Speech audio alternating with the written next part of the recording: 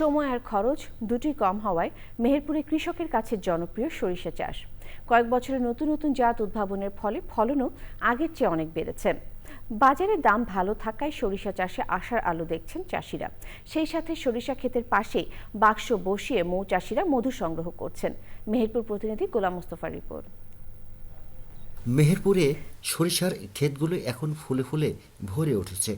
চাষ বাড়ায় বাইরের জেলা থেকে এবছর মৌচাষিরা মৌবাক্স নিয়ে হাজির হয়েছেন মেহেরপুরে। জমির পাশেই বাক্স বসিয়ে মৌচাষিরা মধু সংগ্রহ করছেন।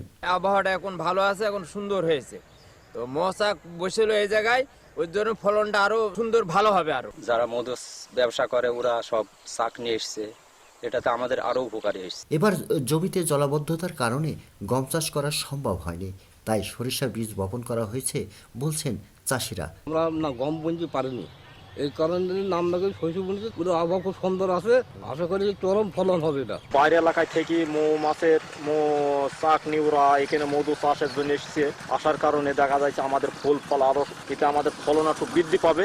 সরিষা ফুলের মধু সংগ্রহ করে চাষিদের পাশাপাশি মধু সংগ্রহকারীরাও লাভবান হচ্ছে। এই জায়গায় আসার পরে চাষিরা আমাদের যে পরিমাণ উপকার হচ্ছে, আমরাও উপকারিত হচ্ছি।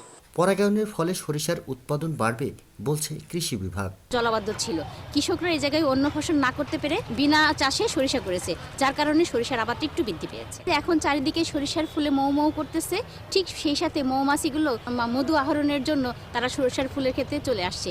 এতে আমাদের দুদিকেই লাভ, এতে সরিষার ফলনও বৃদ্ধি হবে, তার সাথে মধু সংগ্রহ করে তারাও এটা বাড়তে আয় করবে। চলতি বছর মেহেরপুর জেলায় সরিষা আবাদের লক্ষ্যমাত্রা নির্ধারণ করা হয়েছিল 4,500 হেক্টর জমিতে। তবে সে লক্ষ্যমাত্রা ছাড়িয়ে এবার চাষ হয়েছে 5,830 হেক্টর জমিতে। মেহেরপুর থেকে গোলাম মোস্তফা, চ্যানেল আই।